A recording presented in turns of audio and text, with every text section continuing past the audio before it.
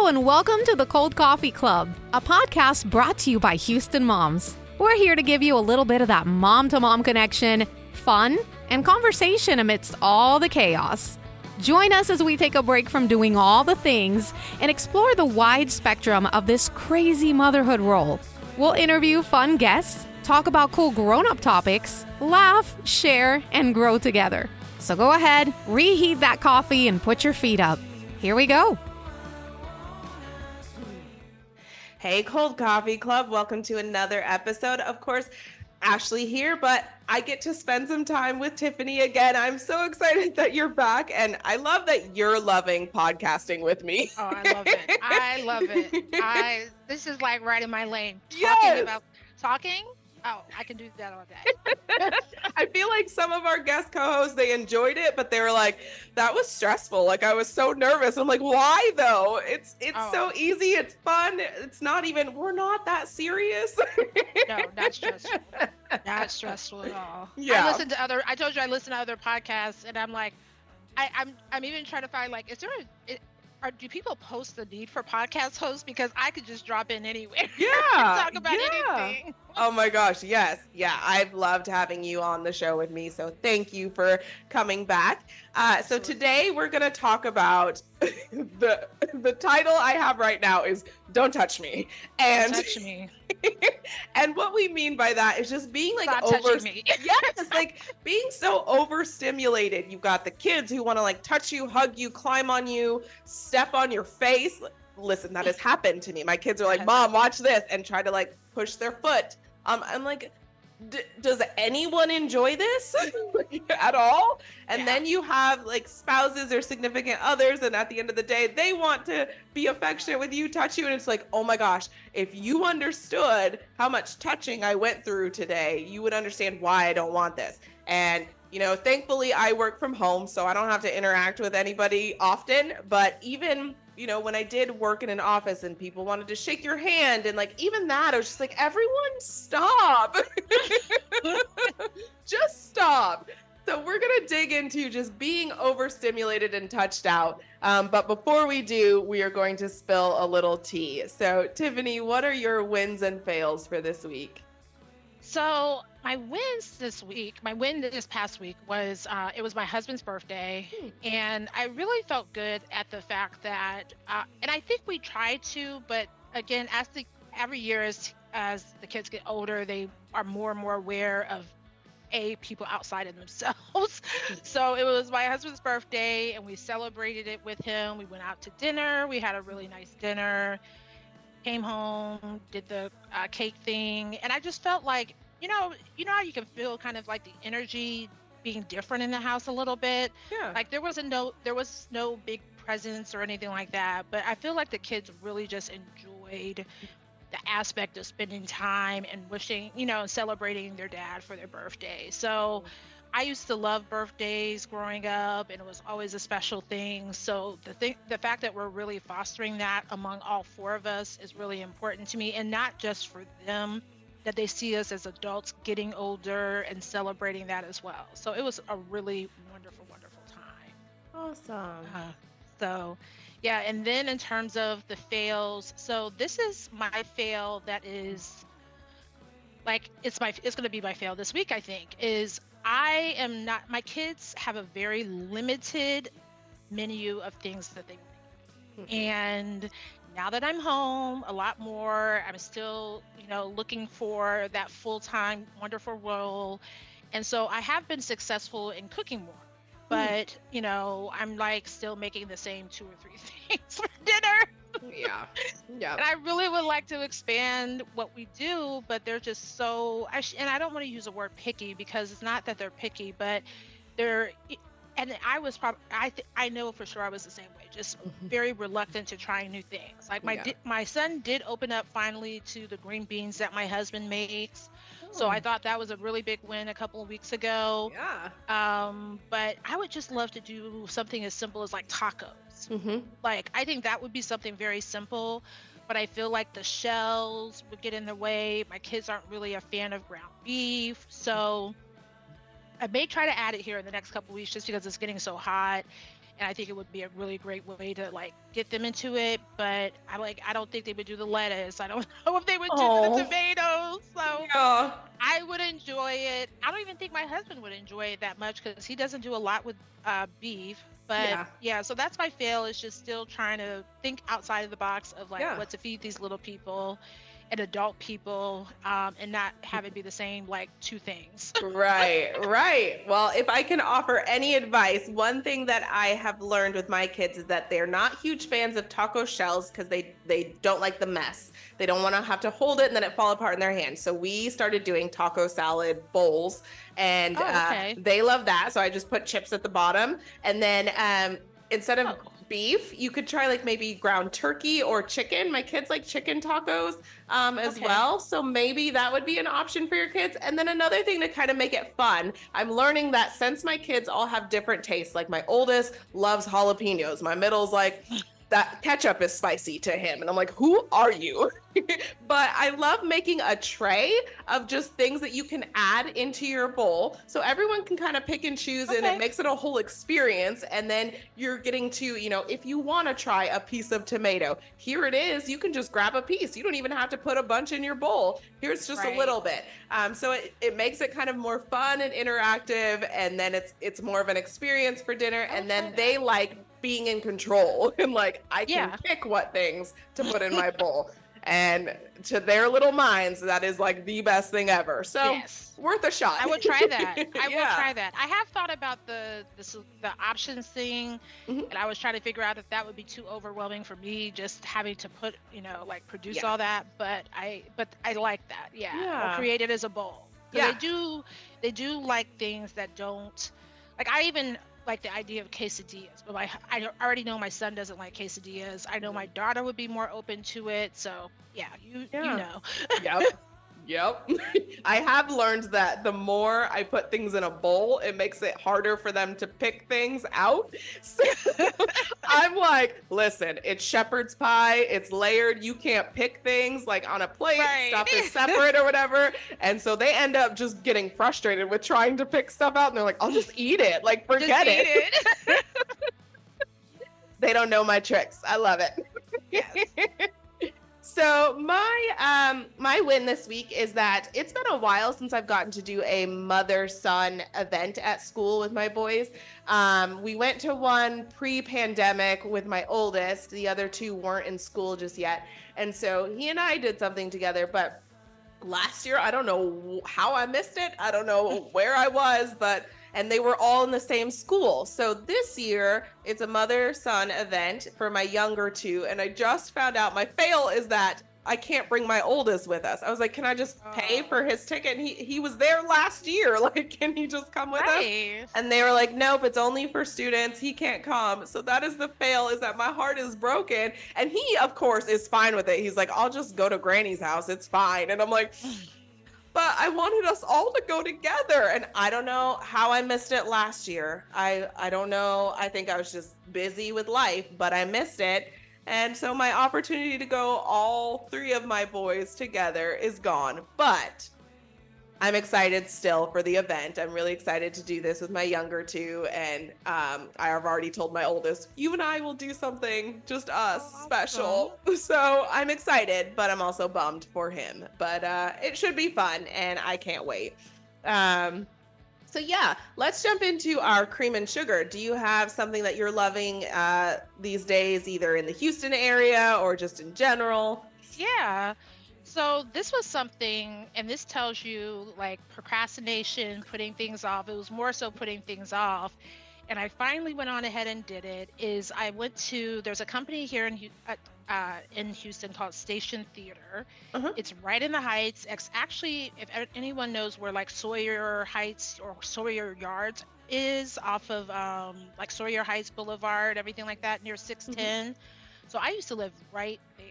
And I didn't realize this place was that close to it. It was within walking distance of my old apartment. Yeah. And they offer improv classes, Ooh. comedic improv classes. And I've said for years, since I've moved here, that I wanted to try improv classes because I feel like I'm humorous, but all the different reasons. And Yeah. so they have intro classes that are completely free Friday nights. And then if you participate in the class, then you can get like $20 off of the full class if you decide to sign up that weekend. So I finally tried the intro class, had a great time. Oh. It's even a very good date night thing. And I told my husband, I was like, I wish I kind of would have known we could have done this as a date night. So I may even, like, I probably will even do that one day because they just kind of take you through these improv type techniques and it gets you out of your head. So it's very spontaneous. Like you have to really think right there on the spot. And I found it like if I have time, when I have time, I will likely sign up for the classes because A, it's close by to my house, and B, it really does, like, even if you're like a business person, like this isn't Tiffany about to start a new career. I'm not doing podcasting, writing, and then all of a sudden you're going to see me at the improv. Like I don't think that's going to be the route I take. Why not? Why not? It could be. It could be. I'm now having all these life experiences. Yes, I could end up on a stage talking about that. But but I feel like it's a great way to communicate. It just teaches you how to stay fresh and in the moment and be supportive of other people's ideas. Like he said, this is like I could see something like that even being a great event for corporations to do for like conferences or something like that because it's like, oh, like you're trying to be very innovative, how do we be innovative? So it was great. Station Theater is the name of the company. It's Crockett and is that Sawyer Boulevard or whatever. Really great. They do free classes Friday nights. I don't know if it's every single Friday, but I think most Fridays. It is ticketed, so you do have to sign up with it, but it was great. It was super easy to sign up. And there was like, I mean, I didn't know how many people were going to show up, but there was like 10 of us, I think, 8 or 10 of us. So it was cool. Very, That's very so cool. cool. I love like anything where you get to kind of step out of your comfort zone and do something new. Like that's incredible. I love that. That sounds really fascinating to me. I feel like I would be terrified and I'd have to mentally prepare myself like, girl, you're going to be uncomfortable, but it's going to be okay. It's going to be okay. Like, so the other cool thing is you put your phone down, you put your purse down. You have to be right there. Yeah. Like they're having you stand up. One of the exercises was somebody gives you 5 things to name. You have to name the first 5 things that come to your mind. Like that's not a phone thing. That's like being right there in the moment. Yeah. So it was being great. very present. I love that. That sounds amazing. All right. Well, Friday nights. Okay. Good to know. My cream and sugar this week is a place called the Game Preserve. Now, if you have kids or if you yourself are really into retro video games, this is the place to go. So you pay to just go in. I know I've mentioned like Cidercade in the past. This is a smaller place and there's no beer, but still really, really fun. I did try Cidercade. Yes, I love Cidercade. But the Game Preserve is pretty awesome too, and it's very old school stuff. Lots of like Pac-Man kind of games or like Galaga. My kids were really into Galaga for the longest time. It is so much fun, and we can just kind of hang out there for a few hours. It's just like it's kind of what I grew up I was born in 87. So I didn't like the height of like arcades and like how it was just like real retro feeling and fun. Like I kind of missed out on that. So this is kind of the next best thing, I guess. Okay. Like everyone's just hanging out and people are very serious. They are very focused. Like, no, this is my game and it's on. I saw somebody like being very, very intense playing Donkey Kong and I was like, I love this for you. Yes. Oh my gosh, it was so much fun. So yeah, I love the entire experience of it and I love just kind of nerding out and being like, Oliver, come play this game. Look how good I am. High score. And I'm like, and they're kind of like, okay, mom, but also they're like, this is really fun. So good times. Awesome. The Game Preserve is up here in the Spring area. Check it out. It's so worth just visiting and spending the day. I feel like a lot of these places are coming back. Yes. Like these gaming places. Yeah. Like they literally disappeared. There was a period of time where like when my brother was at his point in the like late 90s. So yeah, late 90s. I feel like they just disappeared. Yeah. And then all of a sudden I saw them like creeping back and I was like, oh, we have game places. And then some of them were just for adults. Yeah. So then it was just like, hey, you can drink beer or Yep. have alcohol or whatever. And now they're just like you said, now you have cider cake, now you have this place apparently, and it doesn't even serve alcohol. So that's awesome. Yes, so much That's fun. great. I love tapping into that inner child of mine and being like, this is what we're doing today. Yes. Yeah, that's awesome. Yeah. All right, well, let's jump into our topic this week. Don't touch me. So you brought this up to me, and I was like, yep, doing that. So what kind of inspired you to bring this topic to the table? Okay, I'm rolling my eyes because it's like, what didn't inspire me? Oh my gosh. You mean the fact that I deal with this every single day? Exactly. So you and I are alike in the fact that we breastfed our kids. And I breastfed my daughter and I pumped for my son. So my daughter, and it took her a couple of months to get to the breastfeeding thing, but once she got there, girl, she stayed. She was like, it's you and me, Mom. Like, I forever. live here now. Yep. And so that's where it started for her. And then as she got older and I finally weaned her, and I say finally because I literally was like, baby, don't you think it's time that you like go to sleep without mama? And she was like, no. Yeah. Like, I think it is. So we finally got through that.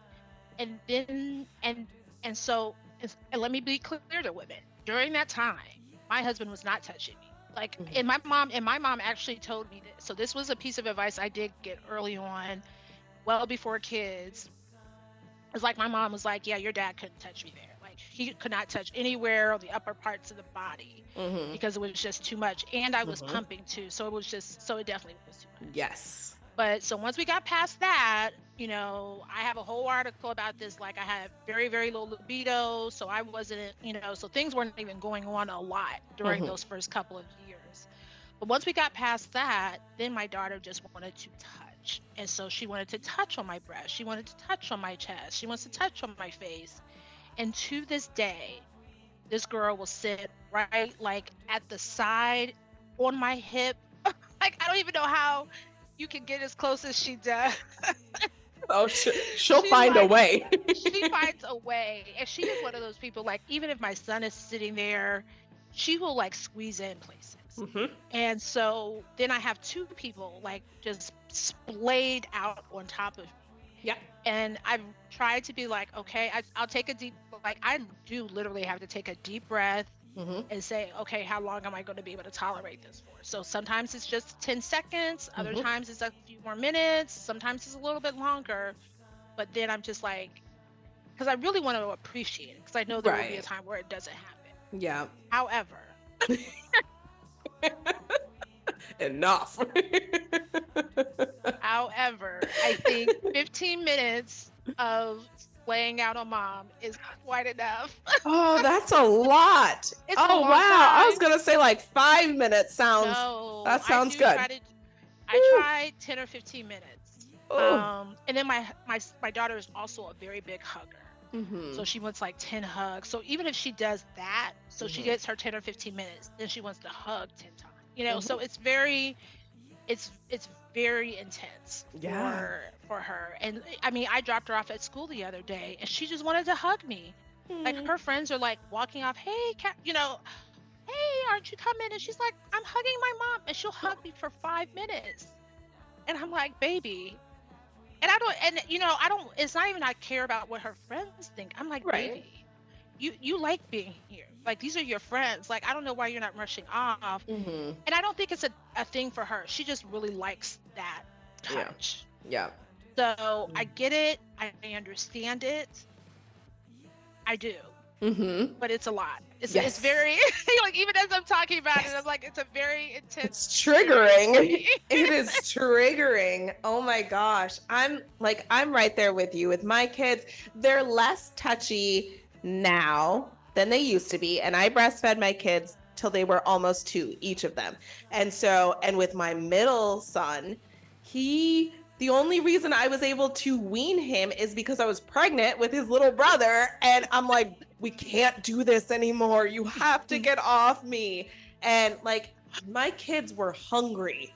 And so it was just like constantly attached to me. And I tried really hard to enjoy it. But there's like this certain point where it's like, okay, I'm done here. And then you have another baby. And then it's like, oh God, okay, here we go. Gotta do it again. And then you have another baby. It's crazy. And so my kids they're getting older. My youngest is 6, my oldest is 11. And so they do give me space, but a lot of times it's just a matter of like laying on me. Like, okay, can we not watch a movie like sitting next to each other? We can literally sit by each other. You don't have to like have an arm around me and stick your feet like where my knee bends and like why I don't. And yes. I'm also noticing that raising boys and then being divorced and dating, there's this switch where they're like, I'm the man in your life and I need to be on you all the time. And they're very territorial now. And, you know, when my boyfriend's around, they all of a sudden need like 150 hugs. And I'm like, what are we doing? Get off. Like, what is this? And I'm trying so hard not to get frustrated with them. And I'm like, I see that you're having some feelings right now. And I'm trying to understand that. I get that you're territorial. I'm your mommy. Like this is it. But can we talk about it? Can you get off my body? So it's a lot. And I find myself getting very overstimulated, and it's like a different overstimulated than when I was like a stay-at-home mom and like they were everything. So it was like I was overstimulated with just being everybody's everything. And now that I'm like working and everything, I have my own stuff going on, and then I'm still your everything. And it's like, oh boy. So I think it's a struggle. It is definitely a struggle. And I think it's fair that moms are like, I'm touched out. Like, just stop interacting with me. I'm just done. Like, I've had to tell my kids, like, I'm on a 5-minute break. No one can touch me, talk to me, say my name, because I'm going to lose it. Yeah. Yeah. And then the other interesting thing, and I even noticed this, like, I noticed this last night and even a little last week, is that as overstimulated as I am with them, there are definitely times where then I'm not stimulated enough from my husband. Yes. So then I'm like, I'm hugging on him and I'm doing, doing the same thing my daughter does to me. Yes. And I'm just like hugging him and he's probably like, what is her problem? Right. And I'm just all hugging him, giving him a kiss and everything like that. And he's cool.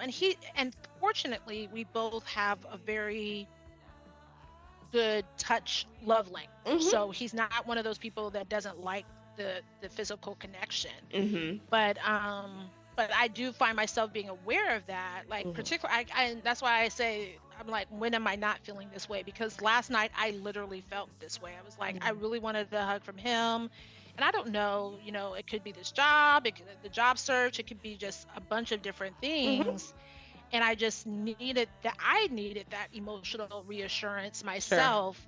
And then my daughter was just like, again, like at the corner of my hip. And I was like, baby. I say, what do you need? I do the same thing that you do. Like, what do you need? Is there something that you need? Yes. Will a hug suffice? You know, will 2 hugs suffice? She's like, no, I just love mommy. And that's how she explains it. She's like, I just love mommy. I just love mommy so much. Oh. So you cannot reject it, obviously. Right. But yes, but when she's there for like 10 minutes, I'm like, are you good? Yeah. Yeah, no, I still need to be here. I still want to lay on you, so I'll give it a couple more minutes. And so then I try to just redirect her. So fortunately, ouch, I'm one of those people that's like, like when dinner time comes, I'm like, oh, it's dinner time. You need to go sit at the table. Yep.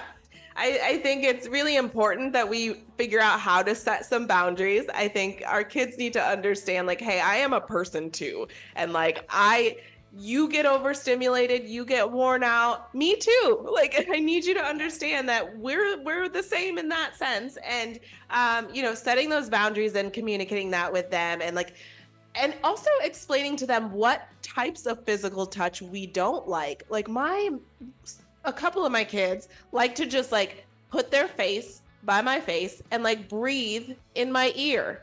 And like, I don't like any of this. It's just hot breath in my ear.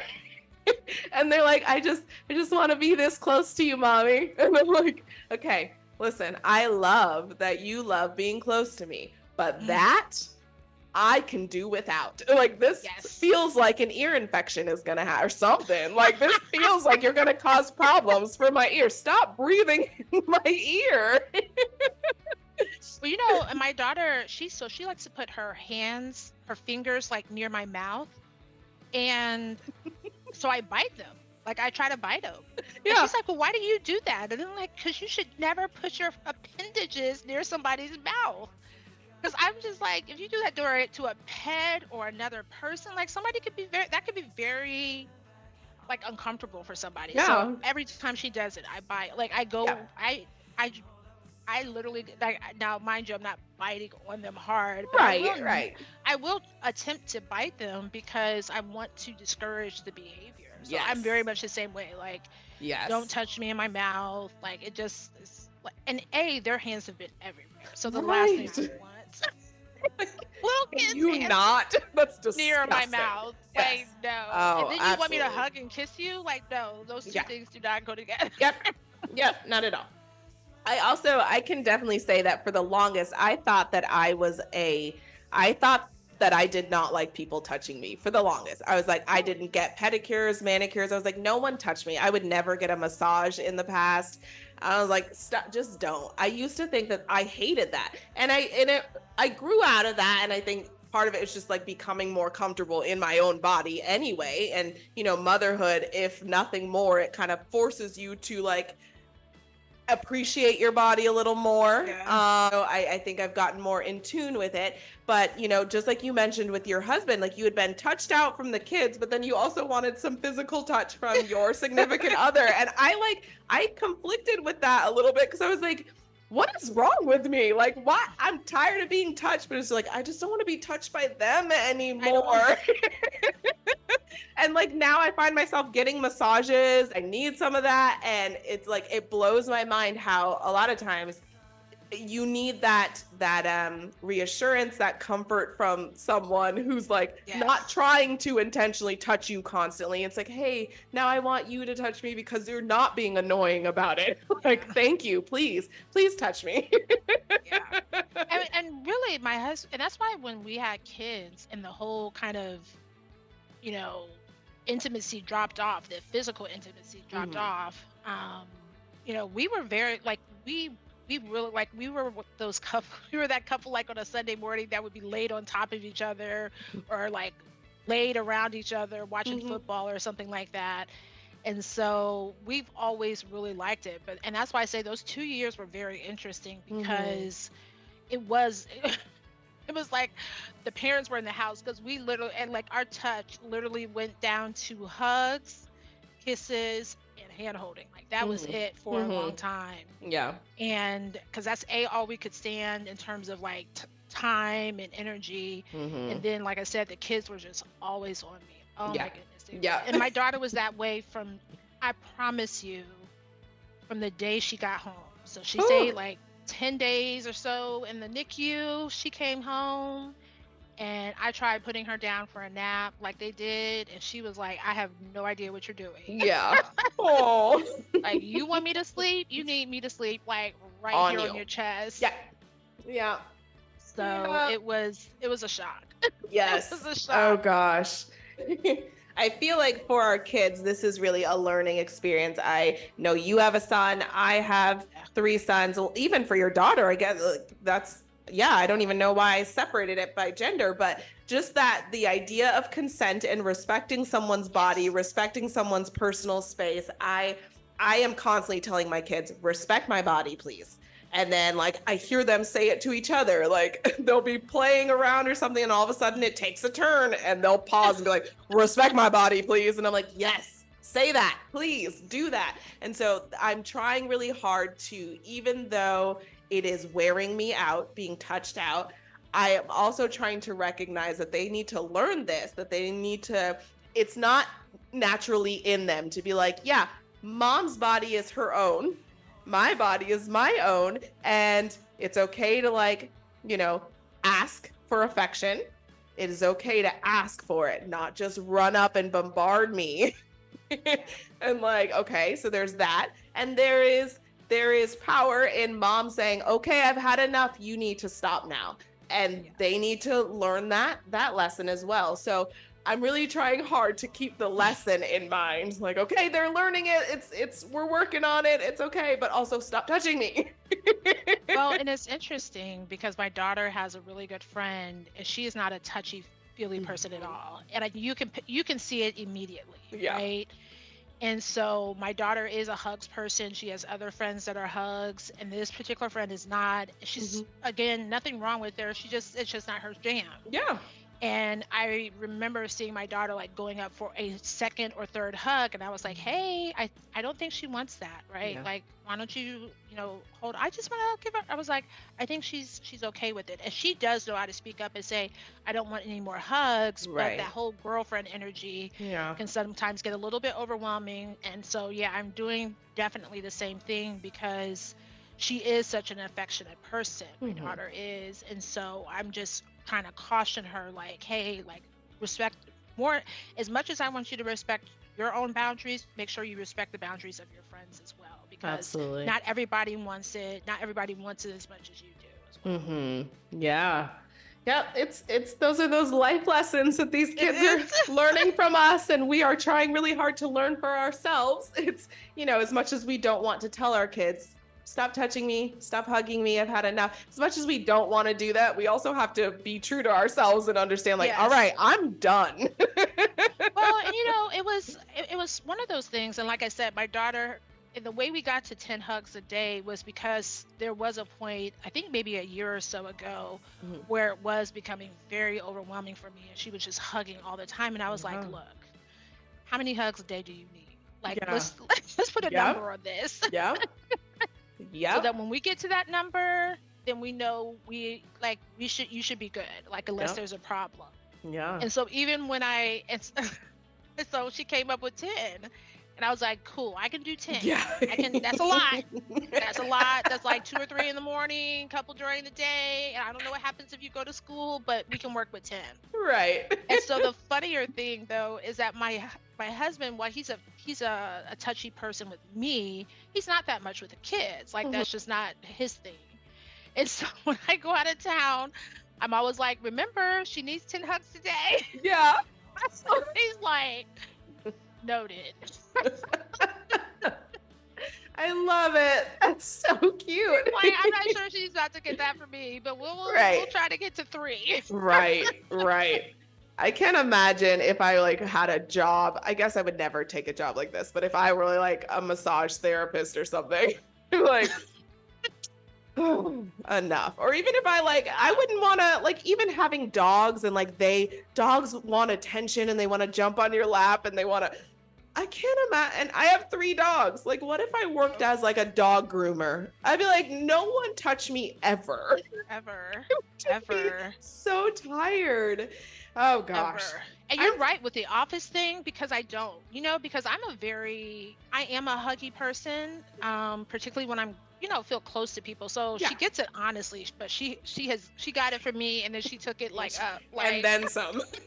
like 100 levels.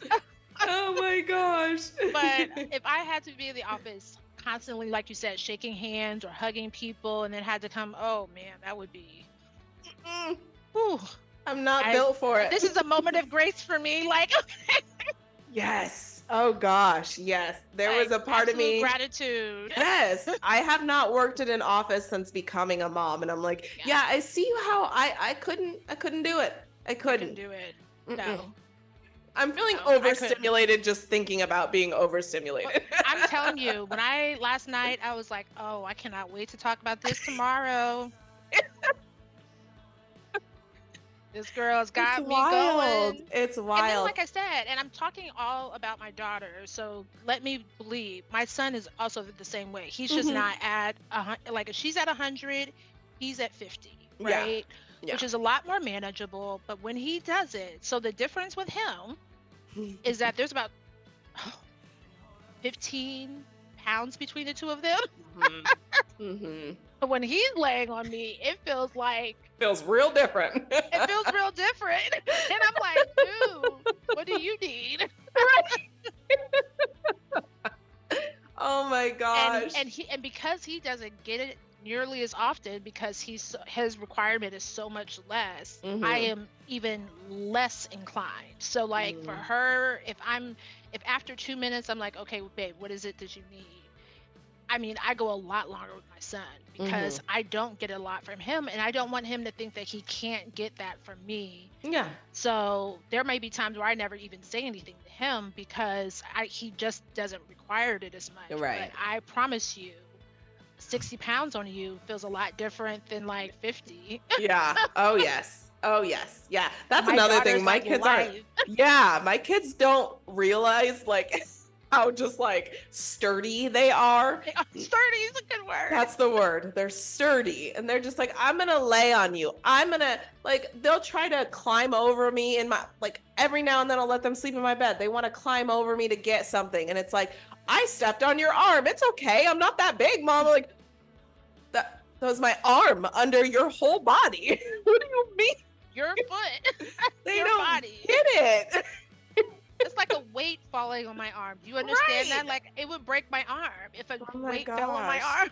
Oh my gosh. It's bonkers. And it's so funny because I love looking at animal videos of like baby animals on their moms. And like lions are the funniest to me, Yeah. right? Because a baby lion cub literally just scratches at their face, climbs all over the body, and the male lions are a lot less tolerant of it than the female lions are, but the female lions are just sitting there, and I'm like, and they have like four kids, right? Like 4 cubs, and I'm like, And just straight girl. face, just I'm like, girl, they've you got accepted their bugs flying lives. around you. I'm like, girl, that has got to be like, I could wow. never.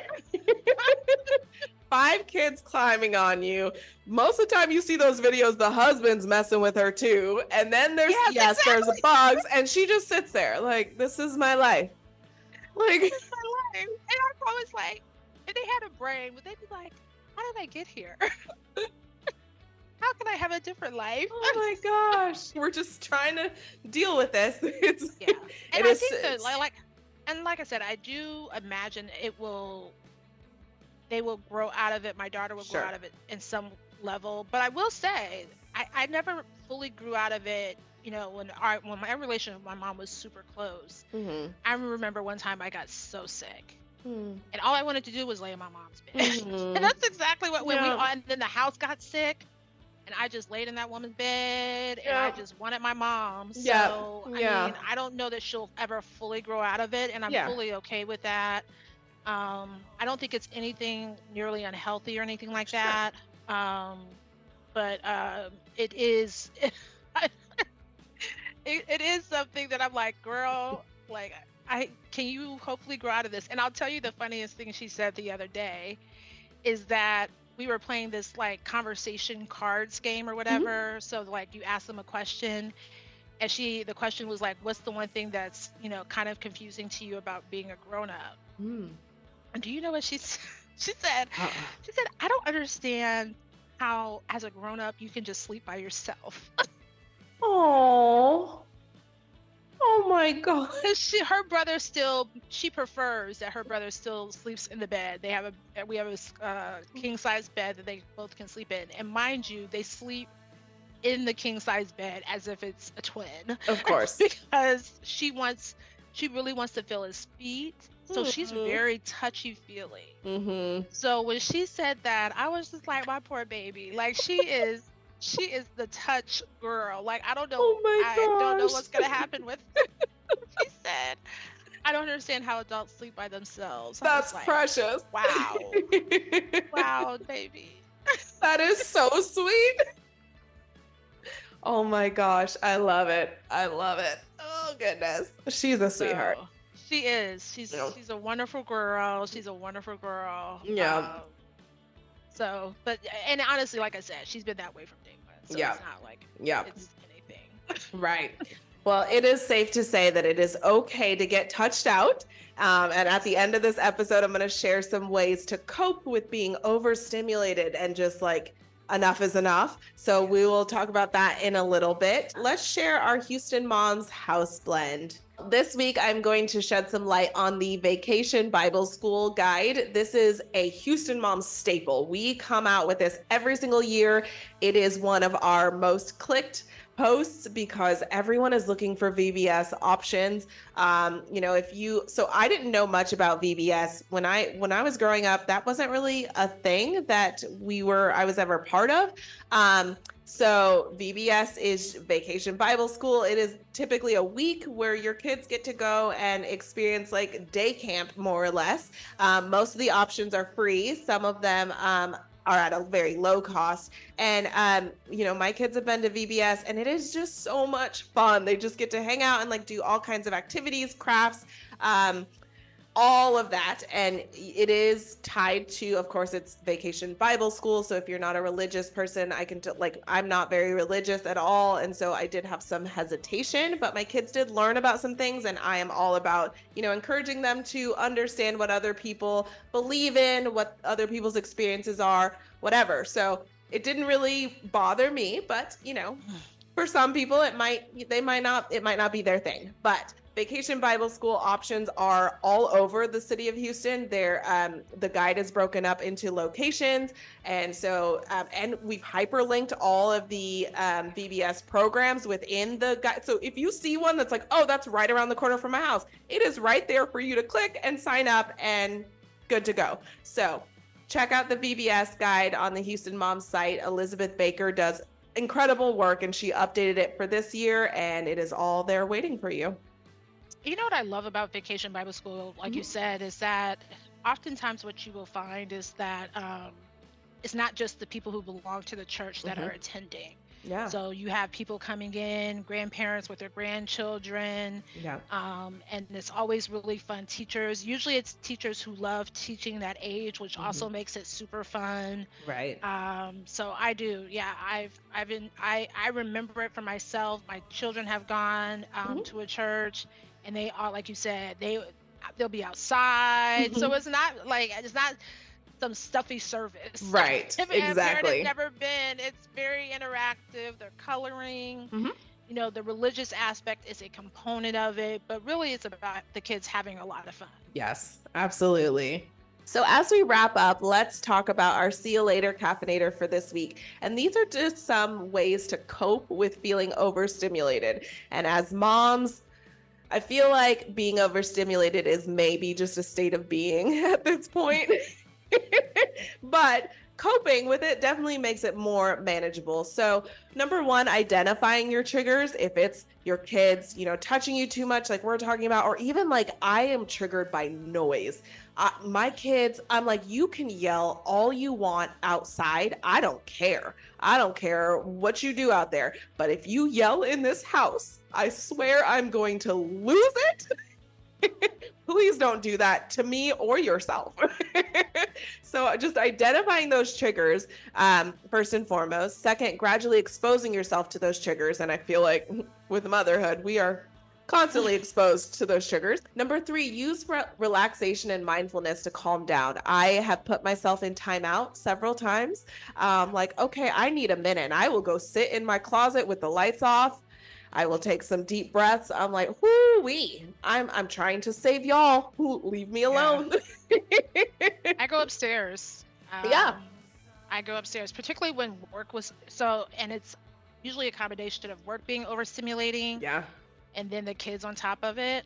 I would go upstairs and just sit. And my husband would be like, you were up there a long time. I was like, yeah. I mean, I just need to decompress. Yeah. And just not have somebody, touching at me, screaming at me, pulling at me, just asking needing me. Yeah, me. Needing my attention for what? Yeah. Yep. Another way to cope is focusing your full attention on one thing. I know that my mental bandwidth it wears out quickly when I'm trying to do 19 different things at a time. So really taking the time to pause and look at one thing at a time. That definitely has helped me too. Number 5 is finding a quiet place to calm down, which we've talked about. Number 6, manage your stress with regular self-care. I know we have talked about self-care a few times on this podcast, and how important it is. So taking some time out of your day, or if you have to, just taking it out of your week, to decompress and take care of you. Motherhood is all about being needed by other people, but don't forget that you also need you. So taking that time to focus on yourself. Number 7, declutter and organize your surroundings. Oh my gosh. There are times where I'm so overstimulated, and then I will just shut down for an hour where I'm cleaning everything. Like, I find one thing that should be under the bed, then I'm under the bed cleaning out under the bed. Then I find something that needs to be in a high cabinet in the kitchen. So I'm up there cleaning the high cabinet in the kitchen. Like, I just needed to reorganize so I could feel in control, like sane for a little bit. Well, you know what? That's what I'm doing during this in between time between Yeah. jobs. Is I'm like, that's what I said. That's like, I can clear out the house. Yes. Yeah, absolutely. I'm like, I wonder if I won't get a job until I have all the house cleared out. Yes. And I'm sure that feels it keeps you from, I know that it's stressful not being at work because you're so used to it, and everything that comes with working full time. So keeping your mind a little bit busy on something else is, I'm sure, really good for you. It's very, very good. Yes. And I'm trying to do it like every week. So like moms, like if you're going through the same thing, just find something mindful and mindless to do at the same time. It's like my daughter brought in what is it, a thermometer that does not work. I'm like, why do we have a thermometer in the house that doesn't work? It's about to go in the bag that I'm about to use to clean out all the drawers. Yep. Yeah, it's a game changer to like do some things that are going to make your life feel less hectic while things are kind of hectic. So and lighter. Your house, you feel lighter when you just take crap out of your house. Yes. Oh my gosh. Yes.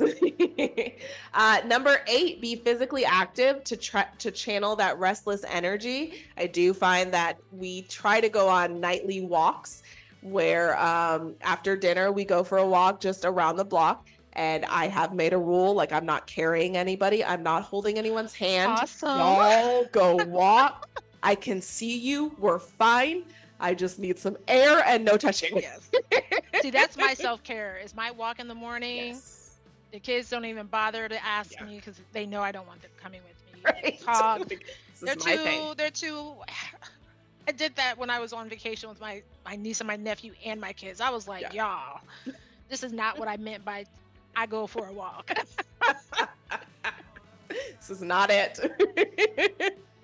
Last 2, number 9, get support from others, which, thank goodness for this podcast. I don't feel alone. I always feel bad when I say, like, I'm tired of my kids touching me, because some moms adore this. And I, for some reason, always end up telling it to moms who adore being touched all the time. And they're like, what? I'm like, yeah, I'm tired of like toes touching me. I'm tired of, no, I just don't like it. And they're like, oh, well, I love that. I'm like, oh, okay. Good for you. I love it to an extent, but I love it to an extent. But you seem to love it all the time, and I don't get that, but good for you. Good for you. Good for you. Yeah. Like, I know a mom who did not share her food. And when I say she did not share her food, at 1 year old, her kids, and she was like, yeah, no, I don't do that. I was like, you don't share food with your kids at 1? Wow. She's like, no, it's mine. So I don't know how she managed that, but that was her trigger. Like, sharing food was a trigger for her, so she didn't do it. Yeah. And I'm like, all power to you. Yeah, all absolutely. Power to you, because my kids come to my plate to take out food that they don't eat on their own plate. So that's a whole. That's like back to my fail, right? Because like I have stuff on my. kids. That they refuse to eat if it's on their plate. But if it's on mine, it might be okay. Right. Oh my gosh. Oh my, that makes so much kid logic. Perfect logic. Yep. Perfect. And then the last one, find sensory tools to filter out stimuli. If you know me, you know that I typically walk around my house with AirPods in my ears. And sometimes I'm not even listening to anything, but just like, or I'll listen to something really quiet, like some meditation music, or I might be listening to a audiobook. But having something that is it's sort of grounding to me. So it's not kid voices constantly. It's not the things they're watching on their shows that it's just like obnoxious voices and sounds and all of that. But that helps me kind of just ground back down.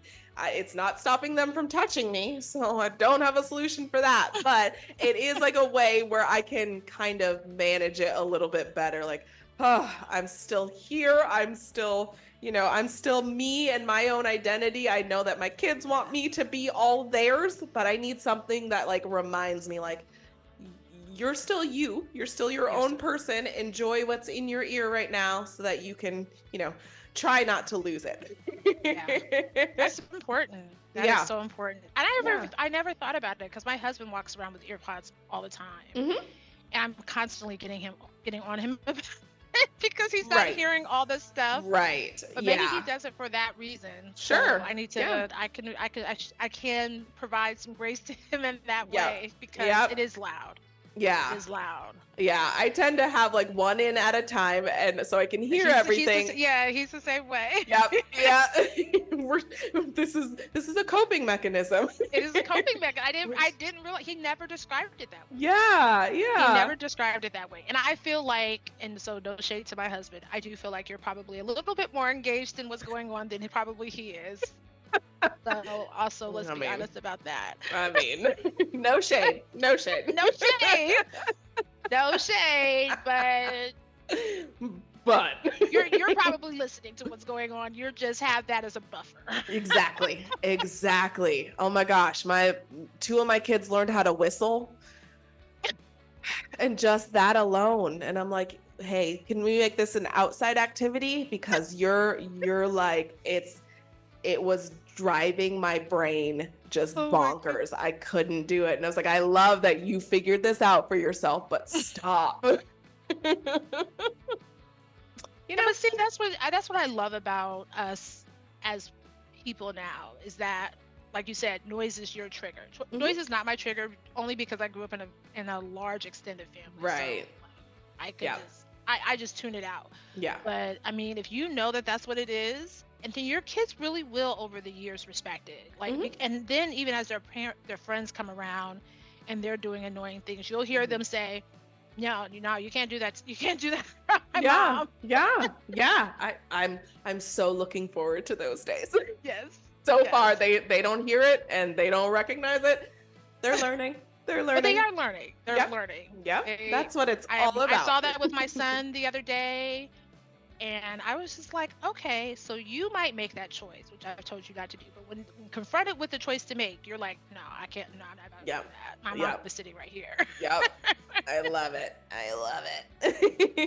All right. Well, thanks everyone for joining another episode of the Cold Coffee Club. Shameless plug. Please like and subscribe to us on Spotify, Apple Podcasts. We also put our episodes on YouTube. So if you could go check them out there, it would be really helpful. It's a simple move for you, but it means literally everything to us. So we would really appreciate that. So Tiffany, thank you again for joining me today. Look forward to the next time. Yes, of course. We will talk soon. Bye, everyone. Bye. You've been listening to the Cold Coffee Club, brought to you by Houston Moms. We wish you a fabulous week with your families and look forward to sharing many more cups of cold coffee with you.